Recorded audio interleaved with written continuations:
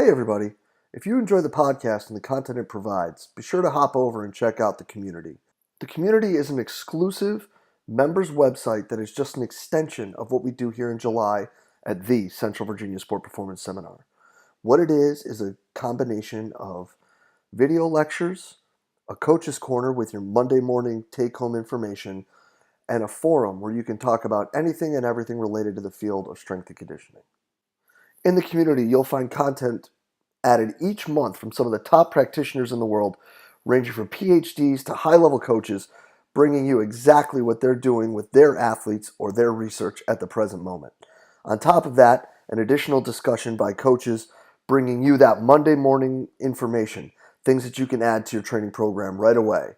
Tying that in with the opportunity to discuss with coaches around the world in the forum on anything and everything from the topics addressed in these presentations to whatever you're seeing in your daily life as a coach. If this sounds like the right thing for you and your staff, go ahead and hop over to cvasps.com/community and try it out for 48 hours for just $1. If you like it, you're signed up, ready to roll, and you're jumping into all the great content added each month. If not, feel free to go ahead and cancel at any time. No questions asked. We're really excited about what we're building in the community and hope you are too. Go ahead and hop over to cvasps.com/community and check it out today. Okay, welcome to today's podcast here at www.cvasps.com. Our guest today is Yosef Johnson of Ultimate Athlete Concepts. Yosef's been a very big influence on my coaching career. He's definitely opened my eyes to some different methodologies that quite frankly, I really would have been missing the boat on. We're going to talk about his latest article. Yosef, thank you very much for joining us today. Thanks a lot, Jay. I've been looking forward to it. Awesome. Well, Yosef, let's get right to it here, bud. Kind of throwing a new buzzword out there, if we can, since everyone in our field loves those, and the word is precision. Let's talk about that a little bit, since you and I have we've spent countless hours talking about precision in every aspect of programming. Let's kind of start with that and build off it, if you wouldn't mind. Okay. Yeah, it's funny that's kind of come a little bit of a buzzword, but it's something that I think appropriately describes your aim as a coach when you're developing an athlete.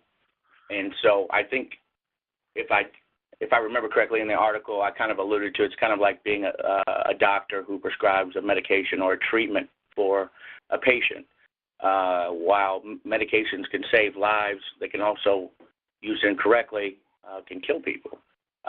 So you have this large kind of continuum of choices that can be made using the same tool and have two totally different results. And the same thing happens with the training of an athlete. The doctor has to consider the age of the patient, possibly the sex of the patient, the background, and then has to consider, what treatment options should be used that will appropriately treat the issue.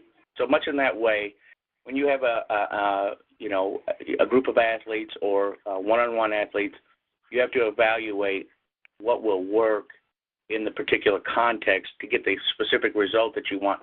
And so the variables are these: volume, intensity, exercise selection, and also the sequencing of the exercises, as well as how do we make changes in intensity as time goes by, and possibly volume, and then also the techniques that we use.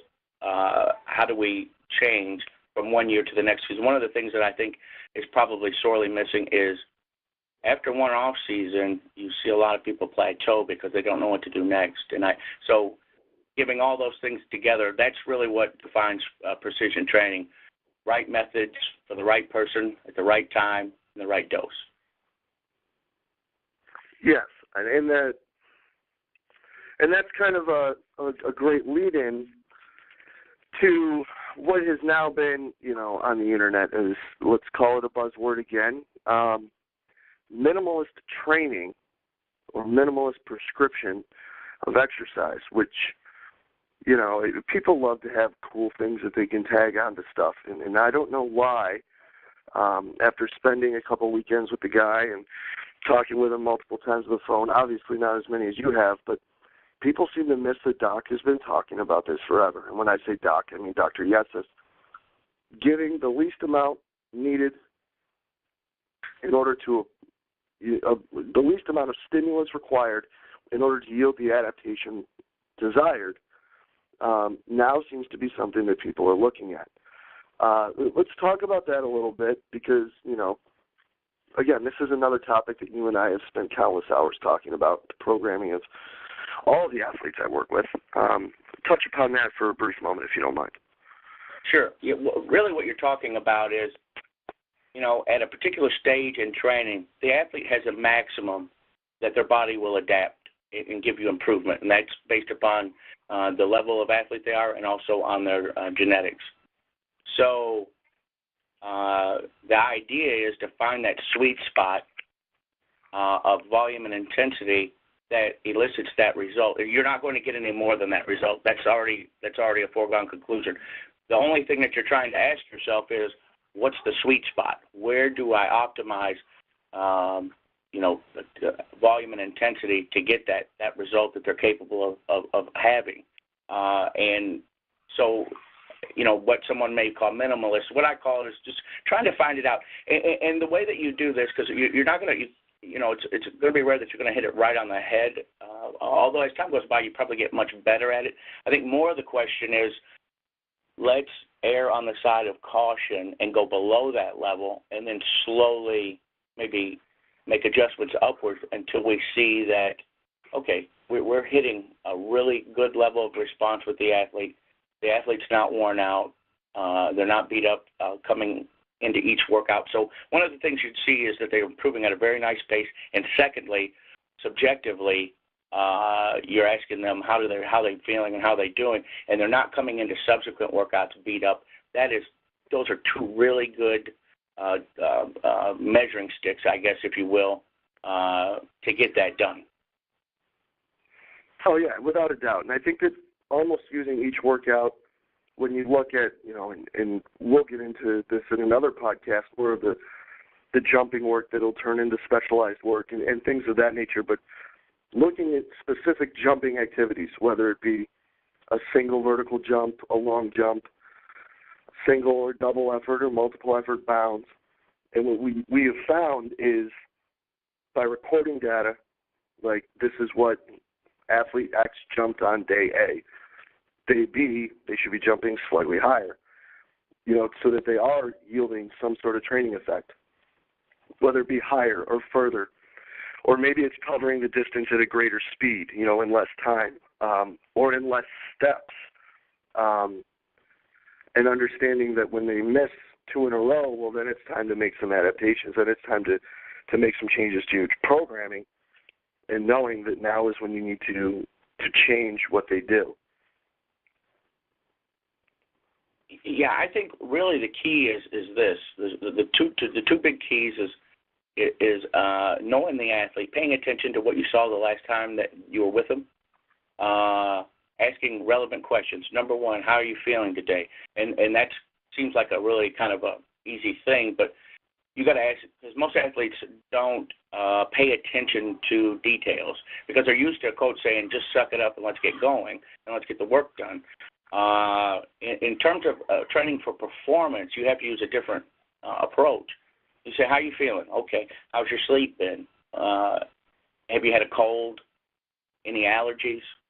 Those things will have a dramatic impact on workout performance and performance in general. And so we got to get that, first of all, we got to say, get that off the desktop. Okay, those things are not an issue. So now, even if the athlete's still not performing as well, and then we got to go back and say, well, what are we doing here? Maybe I'm giving them too much work. And you start scaling back. And you scale back incrementally till you find, that area where you want to be at. I think those things are critical. The other thing that can't be really overlooked is the technique of the exercises. You're always looking for perfect technique. and execution of the exercises. Because, you know, an example would be like if you had, you could squat with various stances and various depths. There's one of those will be the one that gives you the maximum benefit. So you have two athletes doing the same exercise. One is getting, let's say, 99% efficiency out of the exercise, and another athlete's only getting 70 because of the execution of the exercise. So that's another thing that is absolutely critical. And if you're able to err on the side of caution or lower than what the athlete can handle by virtue of the fact that you're using excellent execution of exercises and their technique. So you're going to get this maximum carryover without really pushing the athlete really hard. Right. And that's so big, is to get, you know, again, not to take a buzzword, but the amount of transfer of training from the actual training to the sport itself is what's so important. And so many people, and I too have been as guilty as this as the next guy, but they look at, well, yeah, how much do these kids squat or how much do these kids bench? And who cares? You know, let's find some markers to go off of so that we know, for example, working with the basketball players. You've got to be able to cut. You've got to be able to move left to right. You've got to be explosive, and you've got to be quick. So looking at a one jump, a four jump, a long jumper bounce, or, you know, in distance and time covered for lateral bounce, for me is what I like to look at to make sure that, A, we're not frying them out and they're getting better, and B, that we actually are getting better every day so that there is going to be some carryover to what actually matters, and that's the game of basketball. And as the, you know, performance coach's job, it doesn't matter if it's track and field or sweating or football or whatever. It's a matter of determining variables that you can monitor on a day-to-day basis to understand, are they getting better at the skills that are going to carry over to their sport. And if they are, we're going in the right direction. Keep doing what you're doing. If they're not, I don't want to say back to the drawing board, but maybe that's exactly what you need to do. Precisely. I mean, what you got to do is you got to ask all the right questions. You know, get the details of the athlete first, with what I mentioned earlier. Then you start scaling backwards. And what I've done, Jay, you know, I've been doing this, it's going to be 18 years in April that Doc and I have been working together. And the one thing that I've found where I didn't listen very well in the first stages, because I have an intense personality, and I wanted to push things, you know, to really get this incredible result. And as time went by, I never told Doc this, but I was experimenting with scaling things back. So I was really becoming a real stickler on technique of the exercises, which I had not been in the initial stages. He told me what to do, but, you know, I thought he would nitpick over things, and I thought it really wasn't necessary. And I would push it harder. And what I found out is, as I got a little older and hopefully a little smarter, I started listening better. And just as an experiment, I never told him, I would start scaling back the athlete's training just to see what would happen. And the irony is, I would have third or fourth year kids in their third or fourth off season. We would scale back their volume maybe, or some of the intensity. And I actually got a better result in the third off season than I got in the first one, which is not supposed to happen by and large. You know, you should start seeing somewhat of a decline, a marginal decline in result from the athlete. So what I found out, even though I was training less intensity than most other people, and the technique, I was really being stickler on getting the technique down, I was finding I was getting a better result than I had been. I was already getting good results, don't get me wrong. I was getting excellent results.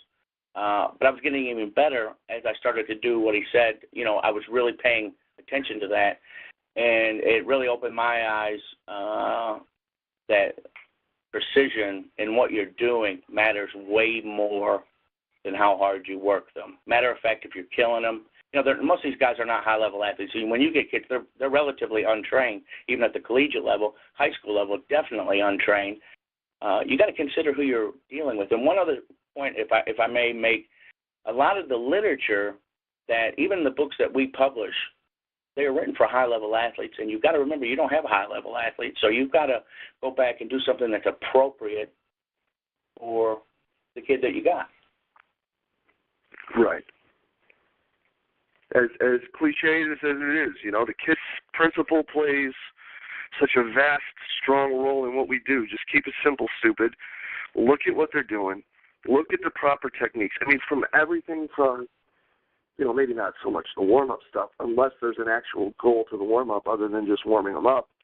But the big thing that I've noticed is precision in movement training, precision in technique with the lifts that we use, precision in specialized exercises, precision in how they do the jumps. Getting these kids to focus in, and if you need to, almost as weird as it is, show them physically how this resembles game X. Whatever it may be, basketball, football, lacrosse, whatever these kids do, if you can show them why it's important and why they need to focus in, you may have to do it every day. You may not. I mean, you may have kids that are like, oh, I remember. If you do, you're lucky. But it'll bring them in and almost be the ignition point for them to start focusing in on the technique. And then we can get into myelin and all that stuff if we want to have a 2.5-hour discussion, but we don't really need to do that today. And just the cutting action, the simple walking and cutting out that Doc talks about, that you and I have talked about ad nauseum. I mean, finding different ways to get them to move better and do it more precisely and more efficiently and more correct and faster. I mean, it has been great for us, and they show up. It's pretty neat when you can actually sit there and step back and watch that precision show up in the training and then in practice and in games, and in understanding that due to the simplicity of the training and the simplicity of the methods, but the intensity of the focus is what yields the highest return. Right. I mean, the big thing that I see as maybe being missing in the United States is the training of the athlete for performance has kind of become, in some instances, maybe an afterthought. Just go hit the weight room, go work out, make sure you stretch. But there's not the details of how, why, what, when, what are we trying to get done, what's different. And so I think that what's happened is we see all these red herrings that kind of get you off the point of, you're measuring maybe things that aren't as relevant to their performance, with different testing and things like this. And can you want to see if they can execute the actions in their sport, not whether or not they can execute maybe a particular stretch or a particular movement that doesn't necessarily have relevance to what they have to do. And I think that's right. The key. You've got to keep your mind on what you're doing.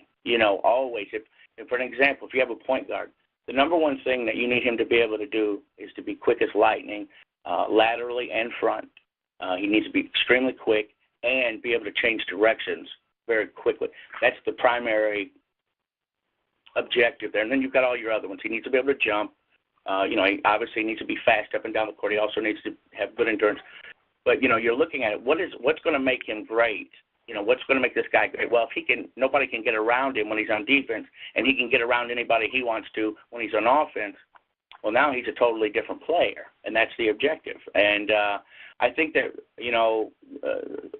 maybe we've gotten off course a little bit in that way of looking at things that aren't as highly relevant. And like you said, there's a simplicity to this in the sense that what does he need to be able to do, what's going to make him a great player, and how do we train that thing, as opposed to getting off onto how much can he squat, how much can he bench, can he stretch this way or that way. Those are all indicators. They're like economic indicators. They give you some idea of the picture, but they don't give you the whole picture. And that is right. the aim, I think. That's a great analogy, too, that they're economic indicators. Well, Yosef, appreciate it, my man. And, since you guys are a huge part of what we do here at the Central Virginia Sport Performance Seminar, and you have been a huge influence on me, I'd like to take a couple minutes here and talk about what's the future with UAC. What's the latest and greatest coming out? What can our listeners and readers know that when they go to your site, they're going to be able to purchase here in the next coming month, year, whatever it may be?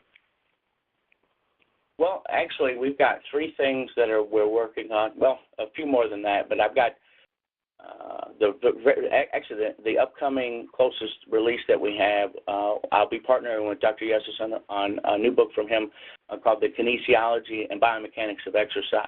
It's going to be, I think, at least 500 to 600 pages. It should be done, I think, in February. Incredible resource for the coach, because you know, you're going to talk about exercises and you're going to go over them, and you're going to learn the what's going on there, what muscles are being used in what way, the biomechanics of the movement, and its applicability onto sports and different activities or events in the Olympics. I mean, that's kind of like, that should be like a desktop reference, I think, for coaches, because then that gives you that background, because I think that's kind of a missing component in today's training. And then we've got some other exciting stuff, too. I'm doing a new project with Natalia Veroshansky. We're going to be putting her dad's book, The Shock Method, out. It's only been written up to this point in Spanish and Russian, and we're going to be putting that out in English hopefully sometime this year. I would say it'd probably be more like summertime is my guess. And I have another project with Dr. Dietrich Hara, who was kind of maybe the equivalent of Dr. Veroshansky for East Germany. And as a lot of people know, the East Germans were very sophisticated in their training, and some would say maybe even more sophisticated than the Russians, in the sense that their population wasn't that high, but they were achieving incredible results. So we're going to be putting that book out here, I think, in the next couple of months. And the one project that I'm really excited about, actually I'm excited about 2. We're also going to be doing some DVDs on cutting and running that Dr. Yosef goes over, when he goes over the technique of both, and then also the exercises that he would use to improve those things. I think that's going to be very practical, because you can look at it. You know, we're going to look at how to run, how to cut, what are the exercises that are mostly relevant, and then also one on plyometrics, a practical DVD on how to implement those at the right time. And then lastly, I'm excited.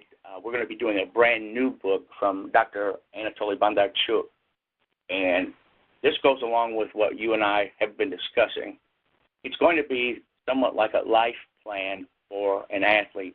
So what he's doing is putting a book that's going to describe how to train the novice athlete, and each year leading up to elite level, and then how to train the elite level athlete. So it's going to give you something very appropriate and applicable for your situation. So if you're dealing with a ninth grader who's 14, here's what you want to be doing. If the guy's an intermediate athlete, and let's say he's 19 or 20, here's what you want to do. And then when he's an elite athlete, here's what you want to do. There's going to be lots of rules of thumb, a roadmap, if you will. I'm very excited about that, because I think that is the one thing that is missing in the literature altogether, of how to develop this athlete from start to finish with the maximum efficiency. So fingers crossed, that one will be ready by June, and we'll be able to ship at that time. So that's we got a lot of stuff going on this year where I'm really excited about, and hopefully we get everything out on the time frame that we want to. We never seem to get it right on the nose, but we're hoping to get all this stuff out by the middle of the late summer, and information that you've never seen before, written in the English language, that'll be very, very valuable to the coach. Awesome. Yeah, that's great stuff. It's almost like a seminar reunion right there when you're talking about the Verkhoshanskys and the Yesses and the Bondarchuks, people who have been at the seminar, who put out some of the best information around, and it's something that I can't recommend enough to the people out here listening and our readers at cvasps.com. Click the link below. We'll make sure that we've got UAC's address right here so you guys can check it out if there's anything that you haven't picked up from Yosef's site. There's nothing on there that, A, I don't own, B, I haven't read at least twice, and C, that I wouldn't recommend without, the highest recommendation. It's all fantastic stuff, and it's all stuff that you should have sitting right above your desk. Yosef, thank you very much for your time, brother. As always, it's great.